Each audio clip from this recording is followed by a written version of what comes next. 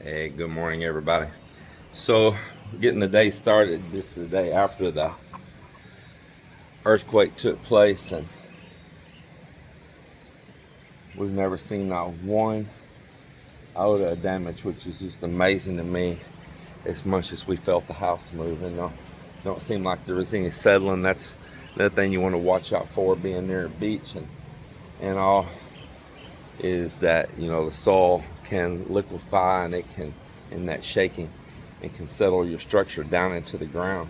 So I just received some interesting news from Joel and Miller right here, that up in the city of Iloilo there's a lot of buildings cracked, and my old crew, a bunch of them are working together on a project up in Iloilo and Mandorio right now, and said the same thing. The big building that they're currently working on right now, currently building it cracked. So there's a lot of buildings with cracks. So I just feel so blessed here, especially with this, like, not as premium of a base to build a house on as a person would normally want, especially a structure this size. I'm so proud. That's just more news to give me relief. So I guess we can get its one badge of honor so far. Man, we're good. We're good. That's why I built such huge columns in this thing. This passes through, comes out the other side through this wall and out in here. So we're having earthquake milkfish this morning. Yeah, earthquake milkfish. We lost some, and I told them grab them while they're fresh, and let's open them up and clean them up and cook them up. So here they are.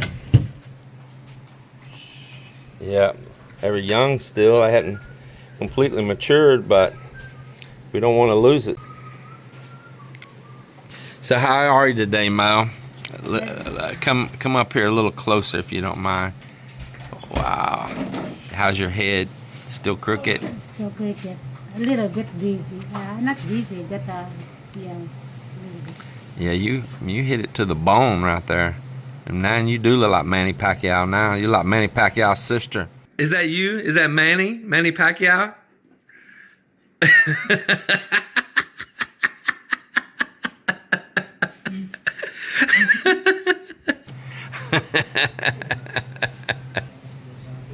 Yeah, so I was chilling in the living room earlier, and Mel come with a serious look on her face, and she said, babe, that I'm wrong, that there is a big crack in the house. I'm like, oh man. And I turned and looked, and she dropped her pants and showed me a big crack. I said that's not from the earthquake. That's a fault line.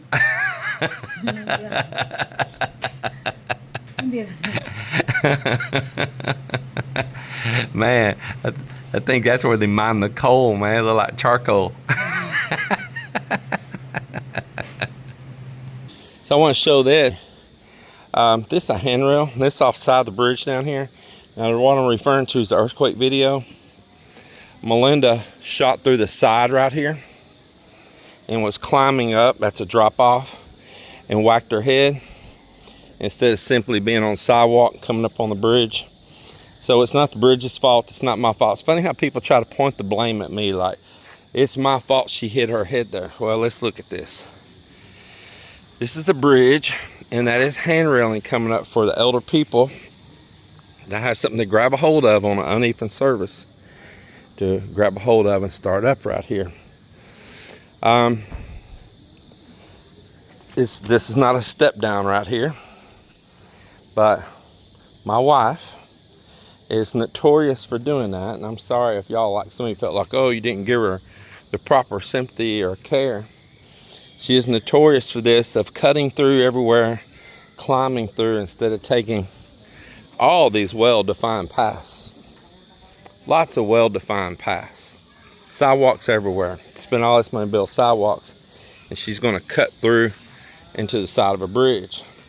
It's not her first rodeo, but listen, my wife's tough. She's not a wimpy girl or anything. She is tough. Well, I guess next is gonna be my fault. She chops her thumb off with a bolo. But my wife is tough. Does she look like she's severely injured today?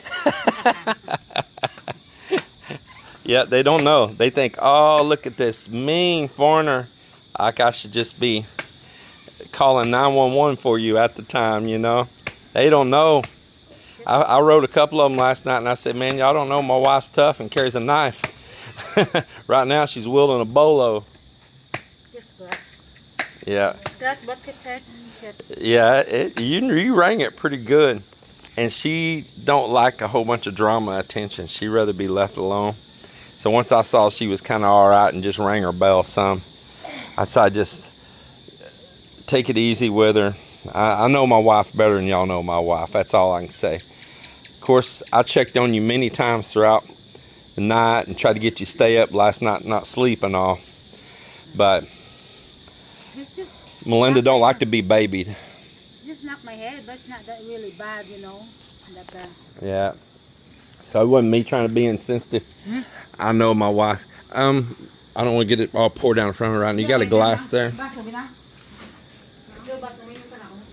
So, yeah, it's not like, oh, I don't care about the asawa, or I'm not being a gentleman, or I'm more worried about the fish than my wife. That's not true. She cut through where she didn't belong. She was too trying to grab the fish. And we'll address about the fish also. We'll get some of this coconut water here. Thank you, baby.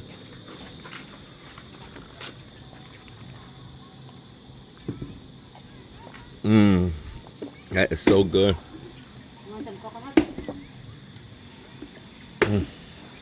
Its juice is the main thing. So, I want chips out here. We'll talk about the fish. We didn't want to lose those bangus, those milkfish last night. It's the reason it was such a priority to get them back in. We spent a lot of money on feed and raising those, right, Chip? And it'd be crazy to just let them die out here and go to waste. So either we need to save them, get them back in the water last night, or get them up in the refrigerator if they're not going to stay alive. But we weren't just going to leave them out here flopping. How about milkfish left, bro? Yeah, there's still some in there. So and young ones are growing in there. So anyway, the ones that didn't survive, how many did y'all get that didn't survive? 4 or 5? 6. 6? Yes. 6 of them. 6. So today, Marlon cleaned them and he cooked them for us, and that's what we have for lunch today. But this isn't, you know, something that just to let them go to waste. We spent money for those fish, buying them as, you know, little, I don't know what you call them in a milkfish, like a little fry, you know, little starters. And we have spent time feeding them and raising them and all. And it's crazy just to take all your work and just let it go to waste flopping on the ground and just walk away and leave them, or let animals take them and all. We have investment in this.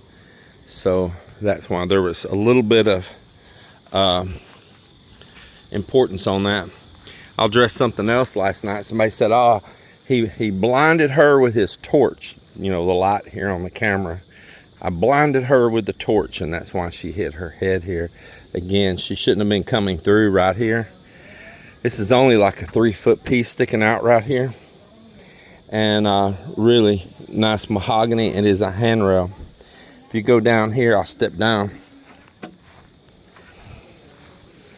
That is not a place to be cutting through, and it was lit up. There's lights out here. So I had my torch blind her. It's just so funny, some of these scent people, but there's a difference. Look, there's lights everywhere. Look right there, there's a light. There's lights everywhere. She just made a mistake in the heat of the moment of, you know, we're a little shook up with the earthquake. We come out here to try to look at what the water's doing at the beach. We discovered our fish were all flopping and jumping out of the pond.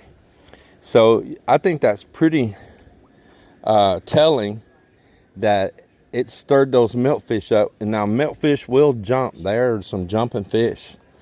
And whatever happened really stirred them up to the point that they jumped all the way out over that rock embankment and out into this grass. Even some young ones did. So I thought that was pretty crazy. What else I'd like to address is that I was pretty stirred up. Of course, you know, you get all kinds of comments. Some are referring, you know, I'm really a lot of drama and all this kind of stuff. So I'm gonna explain that. You know, I was a little shook up. It was a pretty good earthquake. So we're going to address something else here. A lot of people are trying to downplay my title, that saying 7.0 is not correct. It was 6.9. Well, I'm going to show here on the screen that when that event was happening and we kind of sat down and settled down a little bit and waited outside at our cantina here at the resort, that we went on to Google, had it instantly, the top thing that comes up as a 7.0, and I screenshotted it. I did a swipe on my screen, screenshotted it. Now, I don't know why. Of course, you know, that's at the heat of the moment. There was even some that was sites out there claiming that it might even be higher than that, and there was some claiming a little lower. But in between was 7.0, and that's what they had actually posted in their image online right after it happened. Now that 0.1 can make a difference in a lot of strength. I know, because you don't know how that amplifies. That's not a scale of just a little bit more. It's a great scale. Even those 0.1s are a great scale. But I wasn't just ad-libbing that and just coming up with it for drama or nothing like that. I read that and I screenshotted it. So I'll share that here on the screen. And then I was a little shook up, and I'm going to explain that. My teenage niece that lives with us, she was in her room on one side of the house towards the front, and I was in the living room, and my wife was sound asleep in the bedroom right by the living room. My wife was the quickest one to get to from where I was at, and then the next is hoping that my niece, which I knew was awake, would hear what I'm saying without me having to go all the way to the other side of the house and go get her. And but I need to wake my wife up, and we don't know what this structure could do. I mean, I put a lot into it. So if you don't know, go back and watch the build videos if you're new to this channel. Somebody said, you know, your engineer, your architect did a good job. I am the engineer, I am the architect. I built it myself. I didn't hire an engineer or an architect. Hired a draftsman to take my plans and blueprint them to turn in to the city. And I paid an architect, I paid an engineer, structural engineer, I paid a electrician, I paid a plumber, all of those engineers. They're all engineers in each specialty in that field, to review my work and put their name on it, that they reviewed it, it's all good, and they pass it. I didn't pay them like, just do it. We had to go through official people that's allowed by the municipality, and they came here and they physically looked at everything, you know, and gave all their seals of approval. So I appreciate seeing that. Now let's talk about that. This is a pretty big home, but it's not just a home, it is a resort. And we have guest rooms and all, and our guest rooms are on the first floor on ground level. Our home is on the second level. A little bit of our home is in the middle of the third level. I have a private room on the fourth floor. It's just one singular room. It's like 18 by 30 room up on the fourth floor.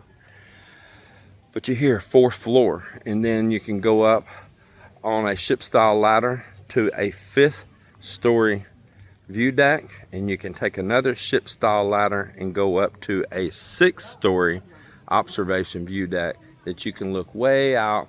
So you can go 6 stories up. That means there's 6 stories of concrete and columns above us, okay? And you never know, the higher it gets is where more movement is, bugs are getting me. The higher it up it is up, there's more movement. Like I can discuss, you know, the bottom of the glass, if it's rocking, if you measured the bottom, it's not much, but the top of the glass is really moving because it amplifies as it goes up.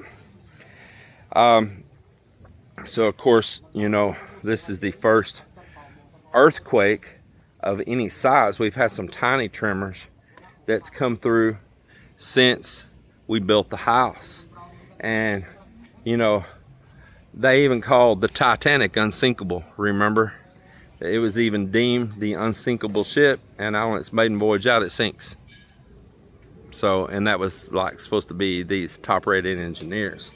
So I'm even prone to make mistakes. Humans are, and nobody can underestimate the force of Mother Nature. So Mother Nature has the last laugh, and luckily Mother Nature for this go round patted me on the back, and I thank God for that.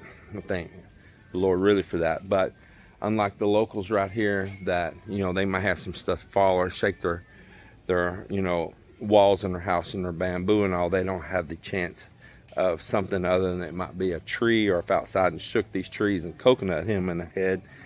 They don't have the danger, besides they had the shock factor of it happening, that we do in a house like this. They win, and at the end of the day, they win because they don't have something that could crush them. And when you're building a home like this up here, you don't want it to be your tomb. You don't want to be a pancake, a sheet of paper left inside by the time they get it all off of you. So when I built it, I went above and beyond. You may not put what I put into it of additional steel, double matting on the floors, on those floors that are critical up there, the thicknesses that I put, you know, the slip joints and the seismic joints and all that I put in. And I don't want to be responsible too by saying, hey, do this exactly like I did, and then your structure collapse. Maybe you didn't do it exactly like I did, but you might want to come back and blame me. So all I did is show what I did, but I'm not telling anyone else to do the same. But if you go back to the early videos of this build, at those ground floors and coming around that corner and all that, I discussed about putting seismic slips in right next to some columns and all there, and why that I was going with such huge columns and beams. Like one of our viewers said for a long time, it only cost a little bit more to go first class, you know, and that's what I did. So I was nervous. There's a lot of concrete, and we could really feel that huge house, but all that concrete moving. And man, that's an eye-opener. You know, you pray you don't have to go through that, and you pray that it doesn't ever go through that test. But I was really shocked how much movement we felt. But on both structures and the pool, we have seen no damage. And I thought, okay, well, we really felt the move, and it kind of lasted a while. It wasn't just like a little zzz and it's over with. It was like whoa, whoa, whoa, whoa, whoa, like a long pulse to it, and it was really making everything shake. Now, when I first come out and recorded the water sloshing, I had already been down and ran back upstairs to get the camera and ran back down, and the water had lowered down and sloshing in the pond as much, but it still was, and it looked like the boat was moving, and it was hard to tell what was happening because the ground was still moving. And it lasted a bit. It was you know, I've been through some others. Went through one in Negros years ago, and it was like a real fast jitter and kind of shook the bed that I was in that house across the floor a little bit, and then it was over. Everybody ran outside then too, in northern Negros. But this one was long waves, long, deep, pulsing waves, and that was a different feel, and it was alarming. And yeah, it does shoot your adrenaline up. You know, somebody else that might have been shooting video and they're in a simple home, they don't have near as much to worry about is all the concrete coming down. And you know, you pray that you did good, but you also, you know, get surprised and be wrong, and pay one heck of a price. So when you got other people's lives in danger, you best thing just get out of there. But it did have us stirred up. It did. For some of you, like, oh, you know, just brush it off your sleeve. Yeah, tell all those people that the reports are coming in that expire from this world are injured. If it wasn't nothing, because it did take lives. Now, if I have anything to go by of whether our house was ever in any danger to take damage, well, I know it was, because I personally, my wife, all of us nearby here felt the movement, and it was pretty intense movement. Okay. The next thing is that we already got reports in. I may have already told this, but we already got reports in of up here in Iloilo City that there's buildings reporting cracks and damages. And Mok that worked here, Melinda's cousin, him and some of my other old crew are working on a building up in Mandorio right now.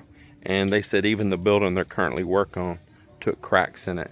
So that's not very far from here. And that gives you an idea right there on that. I'm hearing about some other buildings too. And we have some people that watch this channel that told us they have crack that lives in the area here. And we got reports back on a couple that they got some cracks in their walls and all. So we went all over it everywhere today. And the Lord really blessed us, and thank you for my crew that followed and stuck with me and helped me build such a good structure. And I hope that in the future it stays the same.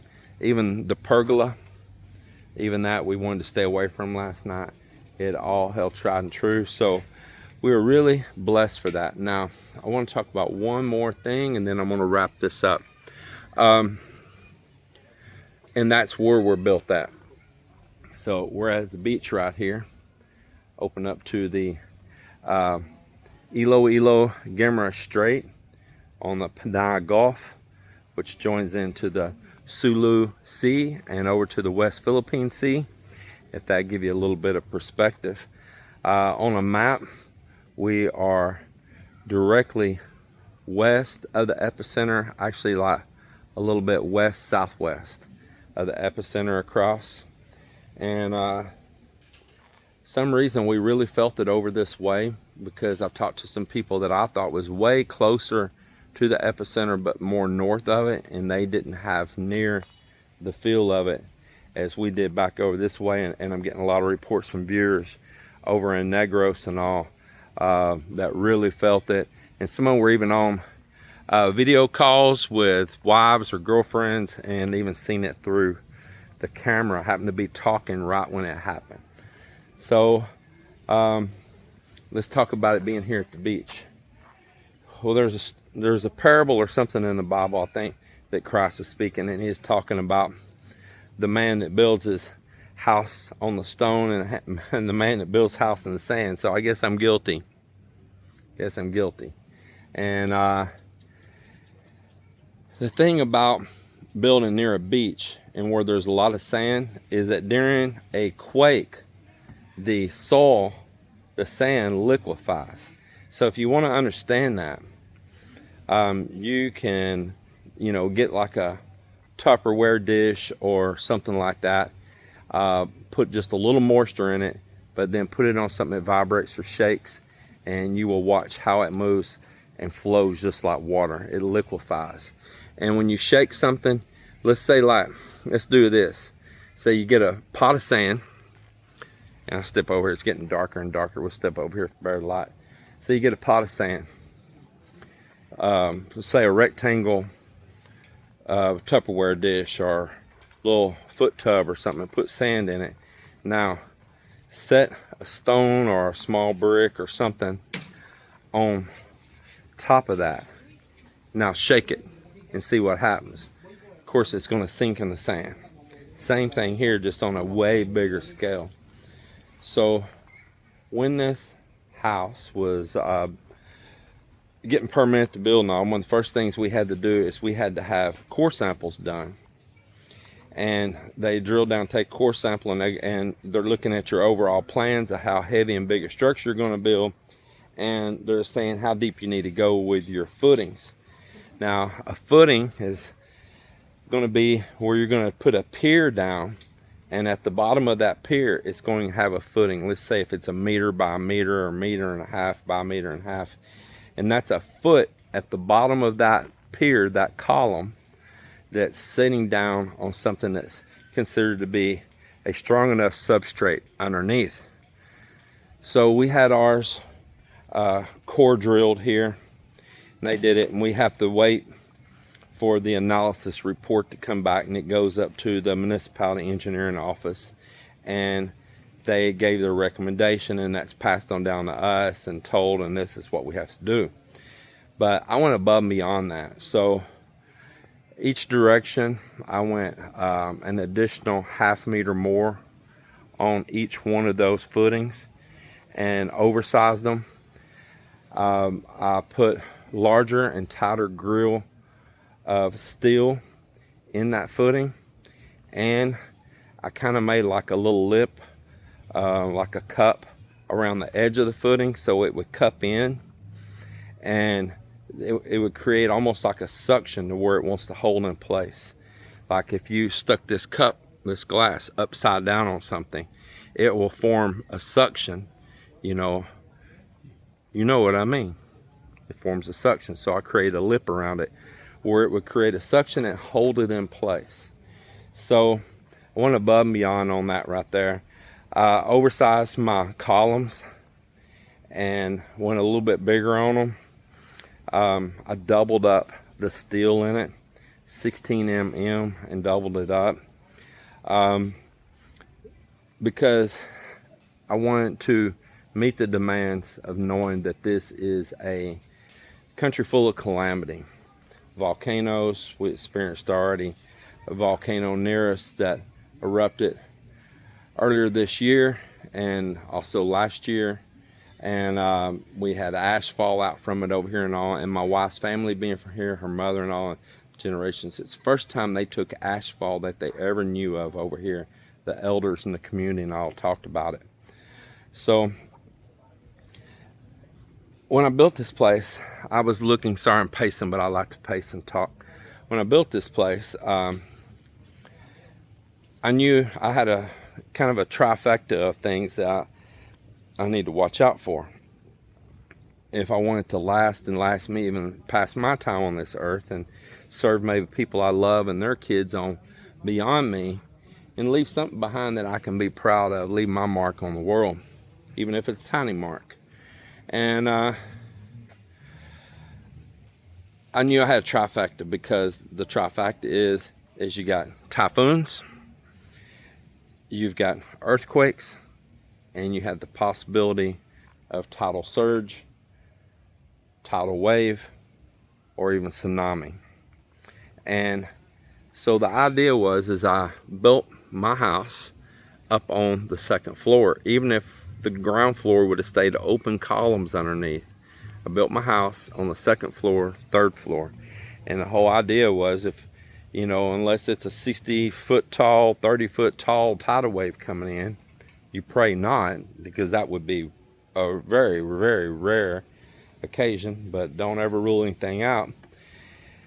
That worst case is it flood the ground floor, all of our electricals up above there, we'd turn the breakers off to the lower floor, isolate it, and we would still be able to live and function up above. So all the power comes in high, the solar's up high, the batteries are up on the third floor, the inverters are on the third floor, and we have water storage tanks on the roof. If we can't use the well, it's contaminated, we have a reserve of water up on the roof, and we have water that we can actually open up and catch off the gutters. It's raining, and catch even more fresh water, even if we had to put it in barrels up on the top.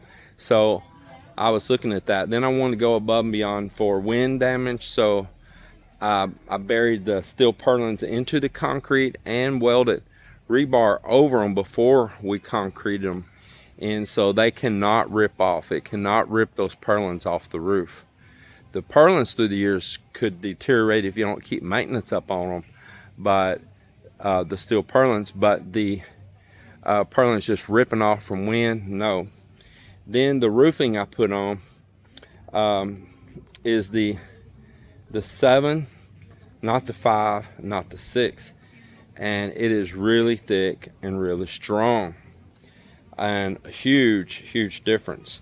I did steel building work and all back in the US, and working with what they call here, they call it long span. In the US we call it roll form metal, which is like, it could be a U panel, a R panel, a PBR panel.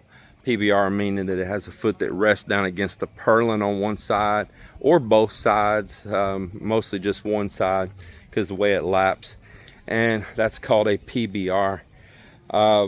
The qualities of screws, I understood better. The screws here are just junk and will rust away. I brought in good quality screws from the United States, from Atlas is the manufacturer. Has a premium washer underneath that cups in underneath the head, not just squeezed between the metal and a shoulder on the head like the ones you see here, and will squeeze the washer out.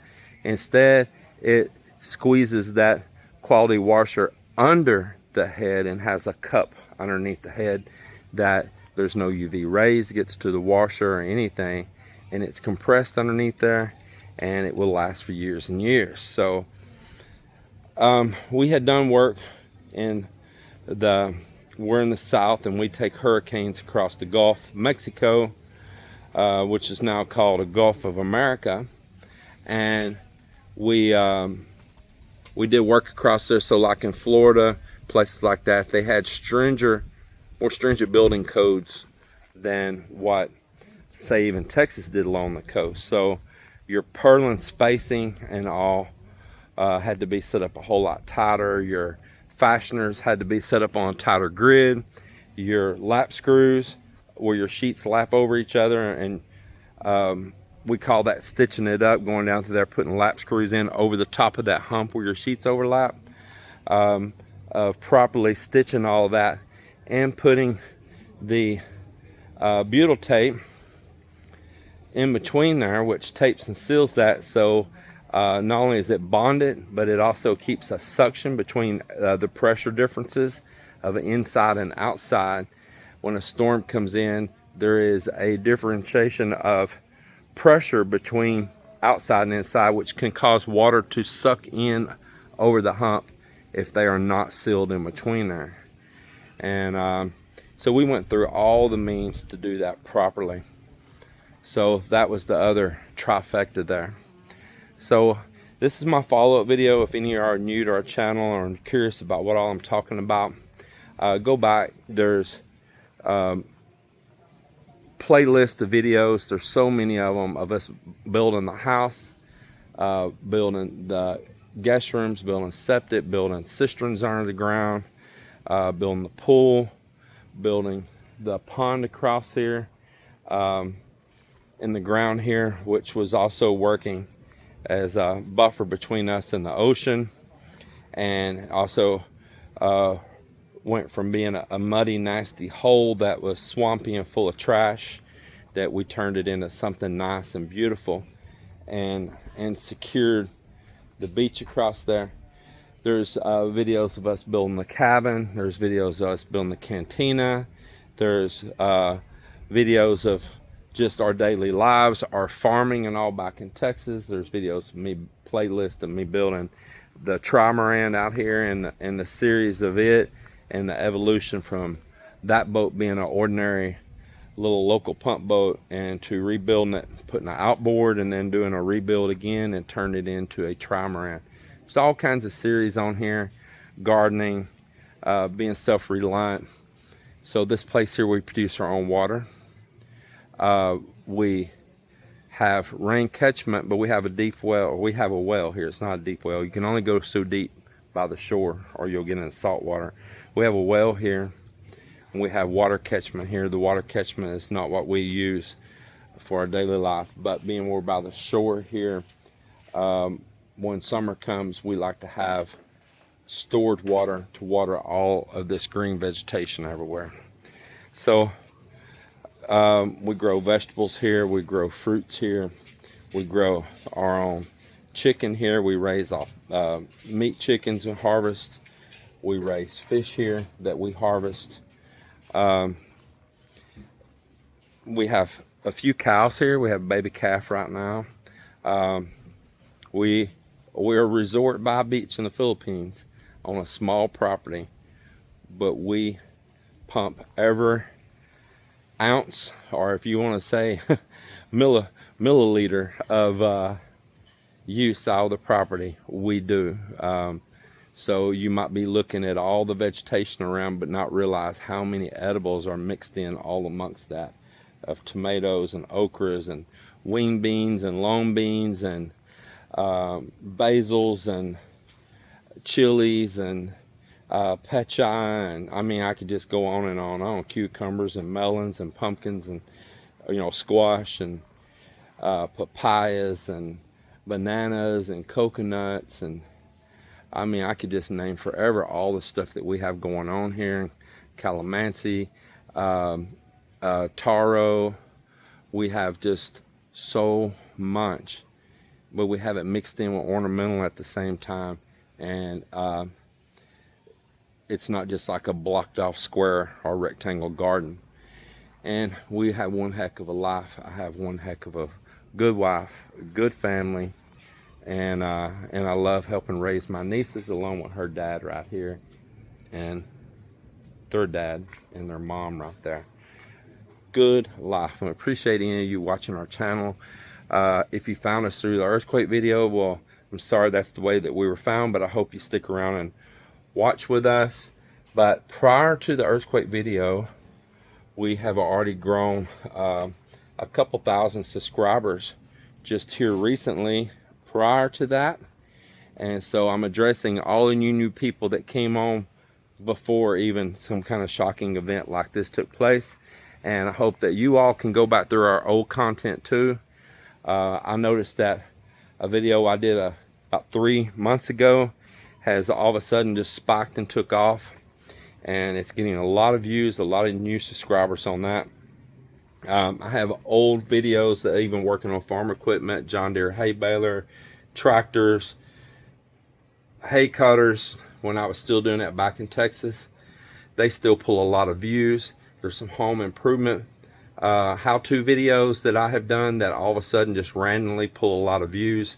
So my previous catalog is out there working for me, and that's a blessing that those continue to go on out there and benefit other people and help us as well with this channel and all. So the ones of you that are watching that, again, we thank you, and we feel blessed to have such great viewers.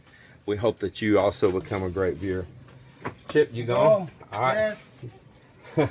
Thank you for everything today, bro. Okay, no problem. See you later. Love y'all. So